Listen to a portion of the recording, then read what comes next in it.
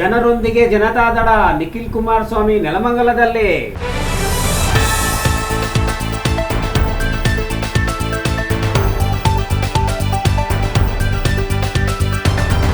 Miss call ಮೂಲಕ JDS ಸದಸ್ಯತ್ವ.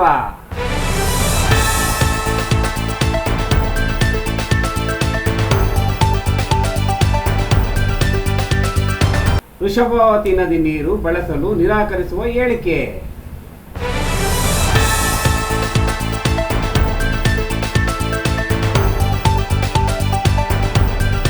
ದೇವೇಗೌಡರು ಕುಮಾರಸ್ವಾಮಿ ನಿಖಿಲ್ ಕುಮಾರಸ್ವಾಮಿ ನೇತೃತ್ವದಲ್ಲಿ ಹೋರಾಟಕ್ಕೆ ಸಿದ್ಧ.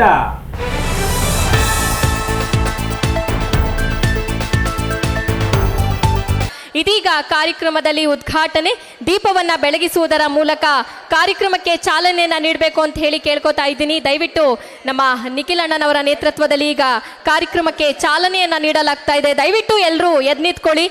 ದೀಪಜ್ಯೋತಿ ಪರಬ್ರಹ್ಮ ದೀಪಜ್ಯೋತಿ ಜನಾರ್ದನ ಕರೋತಿ ಕಲ್ಯಾಣಂ ಆರೋಗ್ಯಂ ಶ್ರೀಮಸ್ತು ಶುಭಮಸ್ತು ಅಂತ ಹೇಳ್ತಾ ಜನತಾದಳ ನೆಲಮಂಗಲ ವಿಧಾನಸಭಾ ಕ್ಷೇತ್ರ ಜನರೊಂದಿಗೆ ಜನತಾದಳ ಸಶಕ್ತ ಜನತಾದಳ ಸಮೃದ್ಧ ಕರ್ನಾಟಕ ಜೆಡಿಎಸ್ ಪಕ್ಷದ ಸದಸ್ಯತ್ವ ನೋಂದಣಿ ಅಭಿಯಾನ ಹಾಗೂ ಕಾರ್ಯಕರ್ತರ ಸಭೆಯ ಈ ಒಂದು ಕಾರ್ಯಕ್ರಮದ ಉದ್ಘಾಟನೆ ನೆರವೇರ್ತಾ ಇದೆ.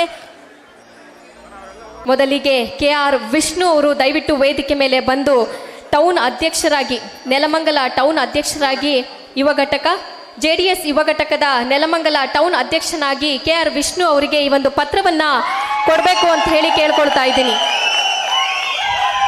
ಮುಂದೆ ಕನಕರಾಜು GN ನೆಲಮಂಗಲ ವಿಧಾನಸಭಾ ಕ್ಷೇತ್ರದ ತಾಲೂಕು ವಕ್ತಾರರನ್ನಾಗಿ ಆಯ್ಕೆ ಮಾಡಲಾಗಿದೆ. ಅವರಿಗೆ ಈ ಒಂದು ಪತ್ರವನ್ನ 3 ಜನ ಕೊಡಬೇಕು. ಅವರ ಅಮೃತ ಹಸ್ತದಿಂದ ದಯವಿಟ್ಟು ಸ್ವೀಕರಿಸಬೇಕು ಅಂತ ಹೇಳಿ ಕೇಳ್ಕೊಳ್ತಾ ಇದ್ದೀನಿ. ಜೋರಾದ ಚಪ್ಪಾಳೆ ಬರಲಿ.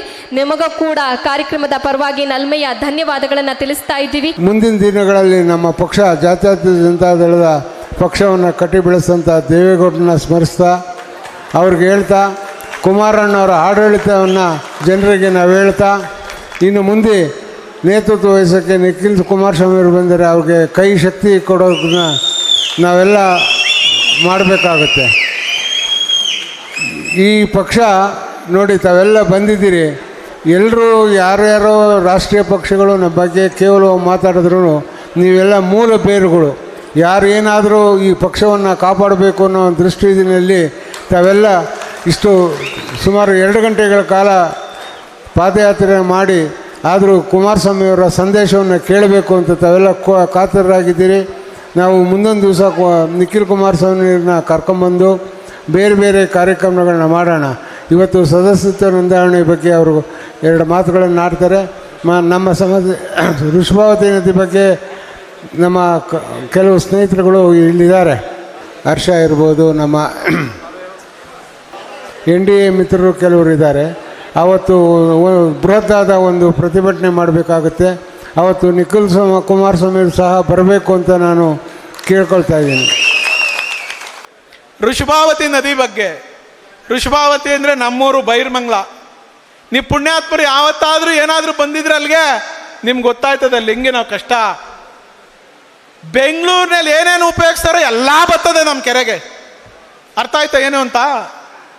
ಬೆಂಗಳೂರಿನಲ್ಲಿ ಏನೇನು ಉಪಯೋಗಿಸಿ ಬೇಡ ಅಂತ ಬಿಸಾಕ್ತಾರೋ ಎಲ್ಲವೂ ಕೂಡ ನಮ್ಮ ಕೆರೆಗೆ ಬರ್ತದೆ. ಅದನ್ನ ಇಲ್ಲೇ ಮೇಲ್ಗಡೆನೆ ಇಲ್ಲಿ ಮೈಲ್ಸಂದ್ರದ ಹತ್ರ ನಾಯಂಡಹಳ್ಳಿ ತಾವಿಂದ ಪಂಪ್ ಮಾಡಿ ನಿಮ್ಮ ಕೆರೆಗಳಿಗೆ ತಂದುಬಿಟ್ಬಿಡೋದು. ಅದು ಆಕ್ಚುಲಿ ಟ್ರೀಟ್ ಮಾಡಿ ರೈತರಿಗೆ ಕೊಡಬೇಕು ಅಂತೇಳಿ ಕಾನೂನಲ್ಲಿರೋದ್ರಿ. ಎಲ್ಲಿ ಟ್ರೀಟ್ಮೆಂಟ್ ಮಾಡ್ತಾವ್ರೆ?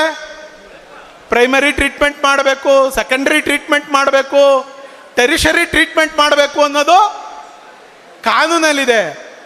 ಆ ಬೆಂಗಳೂರು ಕಚಡನೆಲ್ಲ ಇವತ್ತು ಶುದ್ಧವಾಗಿರ್ತಕ್ಕಂಥ ನಮ್ಮ ಕೆರೆಗಳಿಗೆ ಕಟ್ಟೆಗಳಿಗೆ ತಂದು ತುಂಬ್ತಿರಲ್ಲ ನೀವು. ಇದೇನಾ ನೀವು ಕಾಂಗ್ರೆಸ್ನವ್ರು ಮಾಡ್ತಾ ಇರೋದು ರೈತರಿಗೆ ಸಹಾಯ? ನಮ್ಮ ಕ್ಷೇತ್ರದಲ್ಲಿ 1500ರಿಂದ 2000ವರೆಗೂ ಕೊರೆದ್ರೆ ಬೋರ್ ಕೊರೆದ್ರೆ ನಮ್ಮ ನೀರೇ ಸಿಗಲ್ಲ ಅಂತ ನಾನು ಅನ್ಕರು. 1500 ಕೊರೆದಿರೋದು ನಾನು ಎಲ್ಲೂ ನೋಡೇ ಇಲ್ಲಣ್ಣ.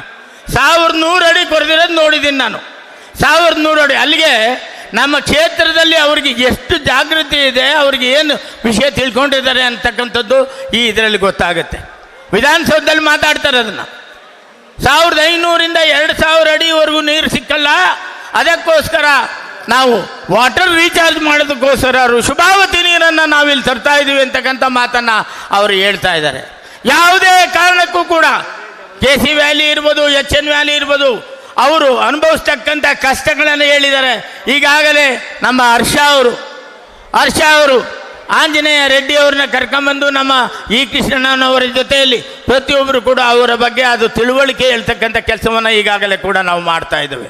ಇನ್ನು ಮುಂದೆ 2 ಸೈಂಟಿಸ್ಟ್ಗಳನ್ನ ಕರೆಸಿ ಅವರು ಹೇಳ್ತಕ್ಕಂಥ ಮಾತುಗಳನ್ನು ಕೂಡ ನಾವು ಕೇಳ್ತಕ್ಕಂಥ ಕೆಲಸ ಮಾಡ್ತಾ ಇದ್ದೇವೆ. ಯಾವುದೇ ಕಾರಣಕ್ಕೂ ಇಷ್ಟು ಮಾತ್ರ ಹೇಳ್ತೀವಿ, ನಿಖಿಲ್ ಕುಮಾರಣ್ಣ ಬಂದು ಇಲ್ಲಿ ನಿಂತ್ಕೊಂತಾರೆ, ಕುಮಾರಣ್ಣ ಬಂದು ನಿಂತ್ಕೊಂತಾರೆ, ಯಾವುದೇ ಕಾರಣಕ್ಕೂ ಋಷಭಾವತಿ ನೀರನ್ನು ನಾವು ನೆಲಮಂಗಲಕ್ಕೆ ಹರಿಸೋಕೆ ಬಿಡೋದಿಲ್ಲ ಅಂತಕ್ಕಂಥ ಮಾತನ್ನು ಹೇಳೋದಕ್ಕೆ ಇಷ್ಟಪಡ್ತೀನಿ. ಇಲ್ಲಿ ಬುದ್ಧಿವಂತರು ಯಾರಪ್ಪ ಅಂತ ಹೇಳಿದ್ರೆ ಮಾಧ್ಯಮದವರೇ ಇಲ್ಲಿ ನಾವು ಈ ಋಷಭಾವತಿ ವಿಚಾರದಲ್ಲಿ ಇವರೇ ಪ್ರಶ್ನೆ ಮಾಡಬೇಕು, ಮಾಧ್ಯಮದವರು. ಯಾಕೆ ಅಂತ ಹೇಳೋದಾದ್ರೆ ಆ ನೀರನ್ನು ನಮ್ಮ ತಾಲೂಕಲ್ಲಿ ಬರ್ತಾ ಇರೋದು ಎಷ್ಟು ಒಳ್ಳೆಯದು ಅಂತ ಅವರೆಲ್ಲ ಪ್ರಶ್ನೆ ಮಾಡಬೇಕು.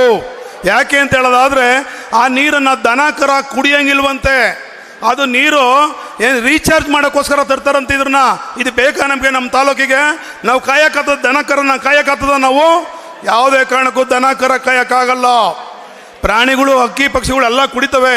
ಅದಕ್ಕೆ ದಯಮಾಡಿ ಈ ನೀರನ್ನು ನೀವು ಮಾಧ್ಯಮದವ್ರ ಸ್ನೇಹಿತರುಗಳು ಇದನ್ನು ಬಂದ್ ಮಾಡಿಸ್ಬೇಕು ನೀವೆಲ್ಲ ಸೇರಿ.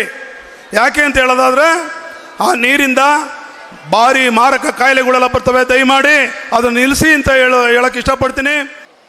ಈಗ ನೀವಿಲ್ಲ ತಗೊಳ್ಳಿ, ಎಲ್ಲ ನಾಯಕರುಗಳು ವೇದಿಕೆ ಮೇಲೆ ಮಾತನಾಡ್ತಾ ಇದ್ರು. ಸೀನಣ್ಣ ಅವ್ರು ನನ್ನ ಗಾಡೀಲಿ ಬತ್ತಾನು ಹೇಳಿದ್ರು. ನಾನು ಕೇಳಿದೆ, ಏನಣ್ಣ ಇದು, ಅಲ್ಲೆಲ್ಲೋ ಕೋಲಾರದಲ್ಲಿ KC ವ್ಯಾಲಿ, HN ವ್ಯಾಲಿ 2ನೇ ಹಂತದ ಶುದ್ಧೀಕರಣ ಮಾಡ್ತೀವಿ ಅಂದರು. ಈಗ 3ನೇ ಹಂತದ ಶುದ್ಧೀಕರಣ ಅಂತಾರೆ. ಯಾವುದೋ ಬೆಂಗಳೂರು ನಗರದಲ್ಲಿ ಕೊಳಚೆ ಪ್ರದೇಶದಲ್ಲಿ ಇರ್ತಕ್ಕಂಥ ನೀರನ್ನು KC ವ್ಯಾಲಿ, HN ವ್ಯಾಲಿಗೆ ಹರಿಸಿ 3ನೇ ಹಂತದ ಶುದ್ಧೀಕರಣ ಮಾಡ್ತೀವಿ ಅಂದರೆ ಇದರಿಂದ ನಿಮಗೇನಾಗೋದಿಲ್ಲ, ನಿಮ್ಮ ಜೇಬು ಭರ್ತಿ ಆಗ್ತದೆ. ಆದರೆ ತಾಲೂಕಿನ ಜನತೆಯ ಪರಿಸ್ಥಿತಿಗಳು ನಾಳೆ ಏನಾಗ್ತದೆ? ಆ 69 ಕೆರೆ ಕಟ್ಟೆಗಳಲ್ಲಿ ಆ ಕೊಳಚೆ ನೀರನ್ನ ನೀವು ತಗೊಂಡೋಗಿ ಕೆರೆಗಳನ್ನ ತುಂಬಿಸಿದ್ರೆ ಮುಂಬರ್ತಕ್ಕಂಥ ದಿನಗಳಲ್ಲಿ ಯಾವ ಕೆಟ್ಟ ಕಾಯಿಲೆಗಳನ್ನ ತಾಲೂಕಿನ ಜನತೆ ಎದುರು ನೋಡಬೇಕಾಗ್ತದೆ ಅಂತಕ್ಕಂಥದ್ರ ಬಗ್ಗೆ ಕಿಂಚಿತ್ತು ನಿಮಗೆ ಕಾಳಜಿ ಇಲ್ದಿರ 1800 ಕೋಟಿ ರೂಪಾಯಿ ಎಷ್ಟು ಇವತ್ತು ಕಾಂಟ್ರಾಕ್ಟ್ ಕೊಟ್ಕೊಂಡು ಅದೆಂಥದೋ ಪೈಪ್ಲೈನು ಅಂತ ಹೇಳ್ಕೊಂಡು ಅಲ್ಲಿಂದ ನೀರು ಹರಿಸ್ತೀವಿ ಅಂತ ಇವತ್ತು ಈ ದೊಡ್ಡ ಒಂದು ನಾಟಕವನ್ನು ಎಸ್ಕೊಂಡು ಇವತ್ತು ಹೊರಟಿದ್ದೀರಲ್ಲ.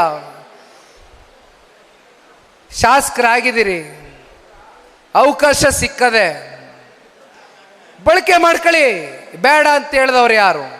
ಆದರೆ ನೀವು ಈ ರೀತಿ ವರ್ತನೆ ಮಾಡ್ತೀರಿ ಅಂತಕ್ಕಂಥದ್ದಾದರೆ ಒಂದು ಮಾತು ಸನ್ಮಾನ್ಯ ಶ್ರೀರಣ್ಣ ಅವರು ಕೂಡ ವೇದಿಕೆ ಮೇಲೆ ಮಾತನಾಡಬೇಕಾದ್ರೆ ಹೇಳಿದ್ದಾರೆ.